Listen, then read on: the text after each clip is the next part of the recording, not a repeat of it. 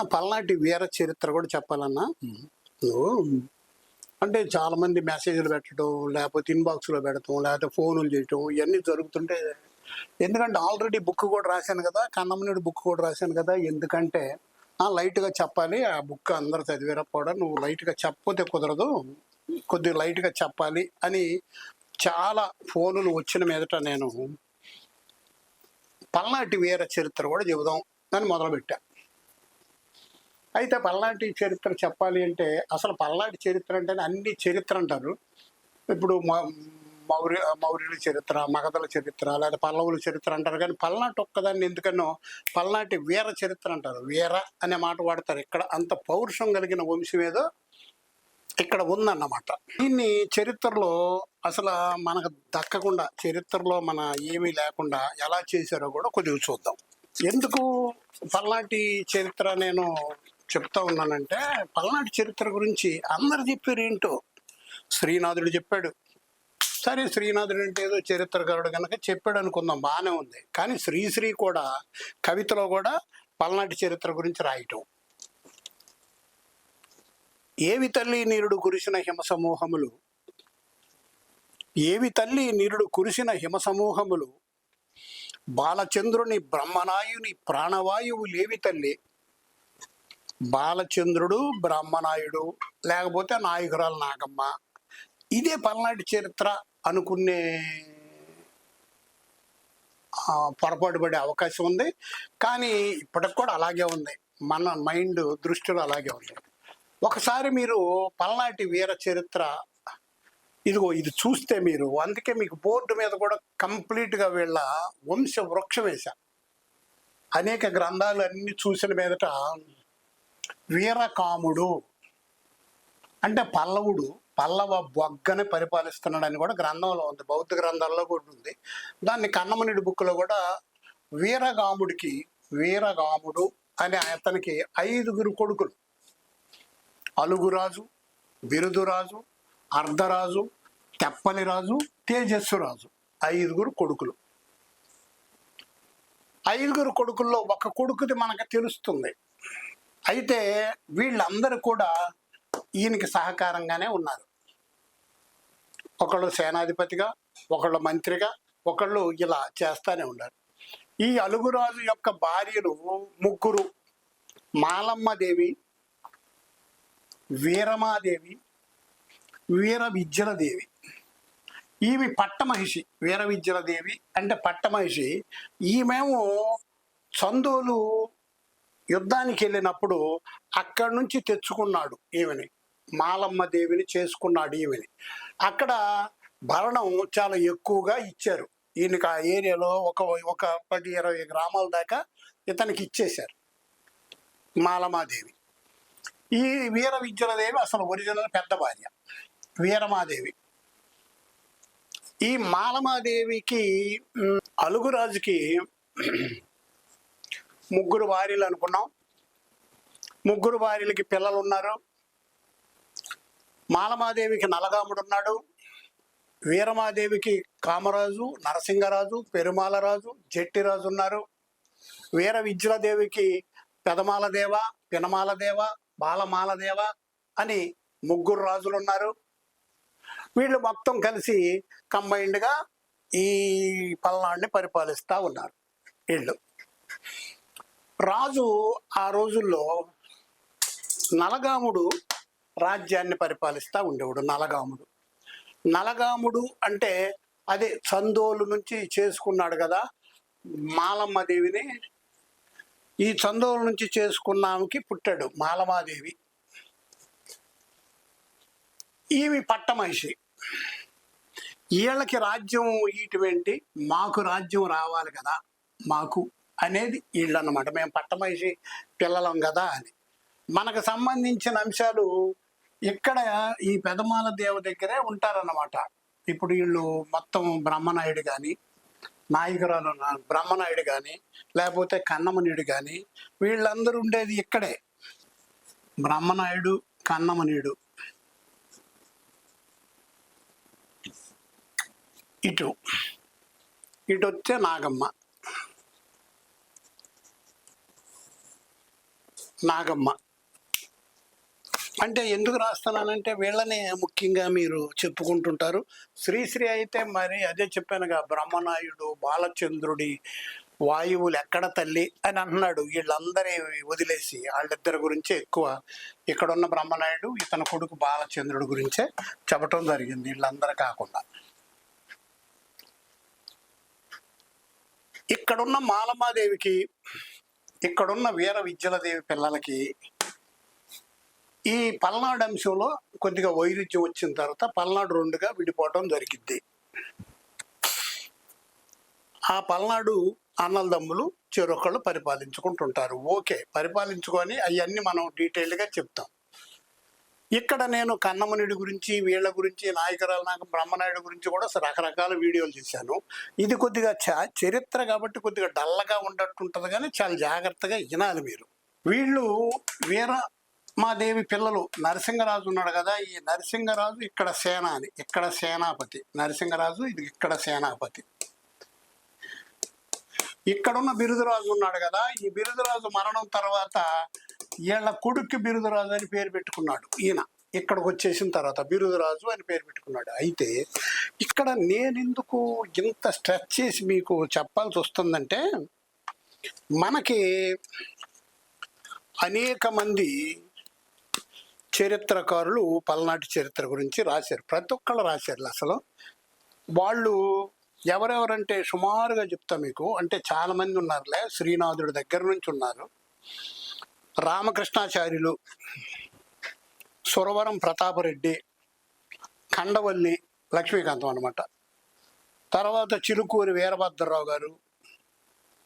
ఈ రకంగా తీసుకుంటే ముదిగొండ వీరభద్రరావు కానీ, అక్కిరాజు ఉమాకాంతం కానీ, వీళ్ళందరూ కలిసి పల్నాటి వీర చరిత్ర, ఈ యొక్క డైనాసిటీ అంటే అసలు వంశం ఎవరిది అని నిర్ణయించేటప్పుడు వీళ్ళు ఏమి నిర్ణయించారో తెలుసా?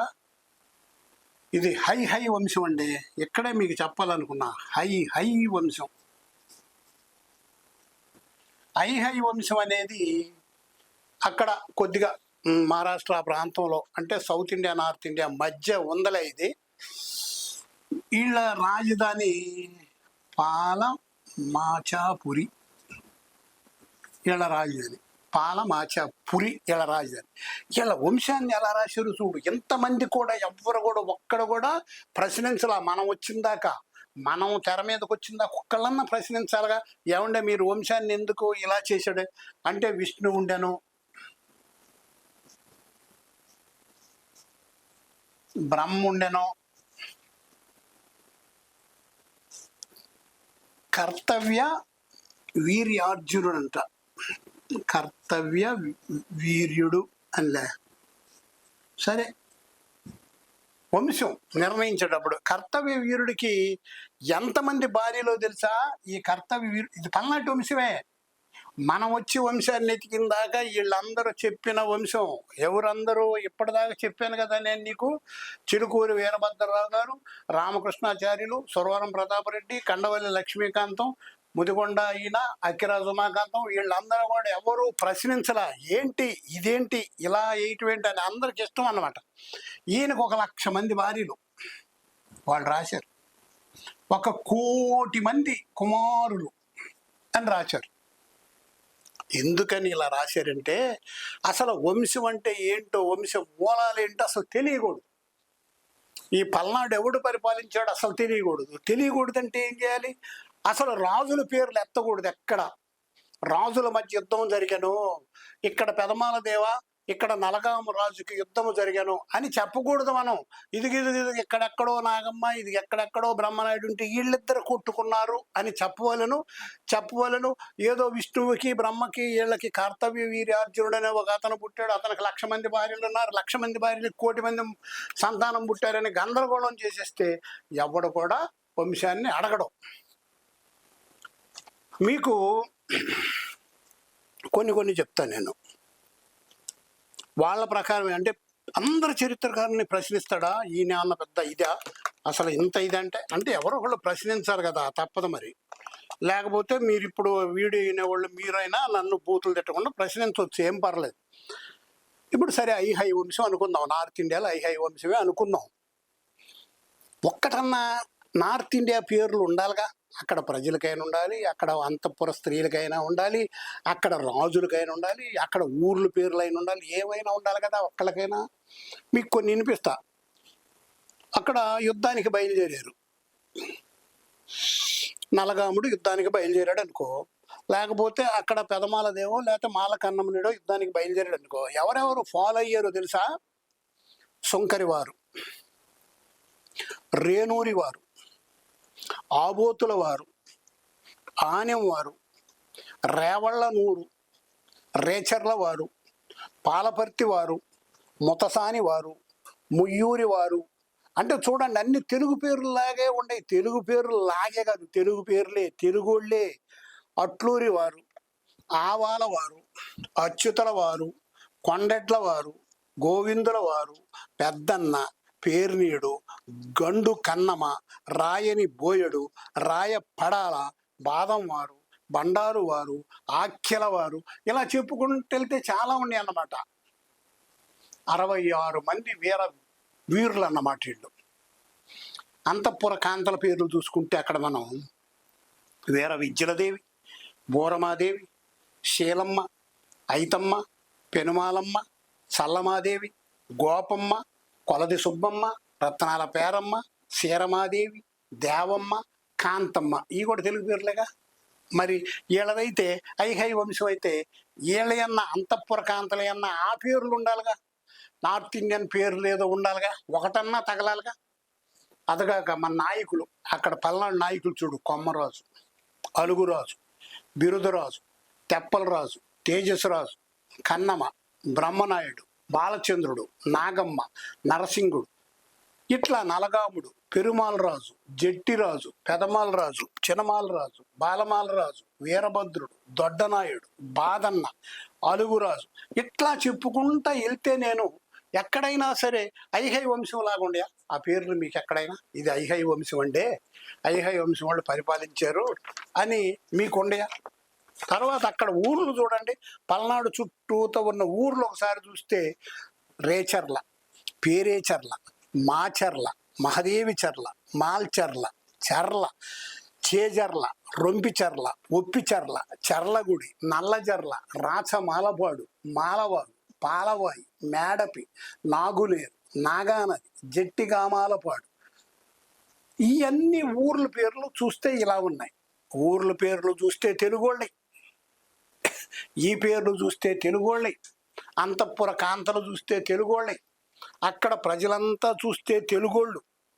తెలుగోళ్ళు అని చెప్పారని వీళ్ళు రచయితలు తెలుగోళ్ళు అని చెప్పగానే తెలుగు వాళ్ళు ఏ సామాజిక వర్గానికి సంబంధించిన వాళ్ళు అవుతారంటే కమ్మలు అవుతారు, రెడ్లు అవుతారు, కాపులు అవుతారు, నాయుళ్ళు అవుతారు, ఎవరండి వీళ్ళు అని క్వశ్చన్ పడిద్దని ఊరికే ఇది వీళ్ళంతా కాదు ఇంకొక వర్గం, ఇది సామాజిక వర్గం, దళిత వర్గం అని తెలిసిద్దని వీళ్ళకి. దానితో మొత్తం కూడా ఇక్కడంతా అసలు వీళ్ళు ఇక్కడోళ్ళు కానే కాదు, వీళ్ళు ఎక్కడి నుంచో వచ్చి పరిపాలించి వెళ్ళిపోయారు, ఇవన్నీ చెప్పటం జరిగింది ఇక్కడ తీసుకొచ్చి. కాబట్టి వంశం నిర్ణయించేటప్పుడు వీళ్ళు ఖచ్చితంగా తెలుగోళ్ళే, ఖచ్చితంగా పల్నాడు ప్రాంతం వాళ్ళే. అసలు వీరకాముడు అనేవాడు పల్లవుడు అంటున్నారు, పల్లవ బొగ్గ అని కూడా అంటారు.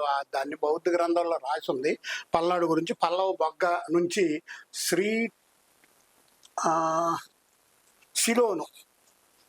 సిలోనికి చాలా మంది అక్కడ మీటింగ్కి, బౌద్ధ మీటింగ్కి వచ్చినట్టు కూడా అందులో నోట్ చేయటం జరిగింది. అవన్నీ తీశారు.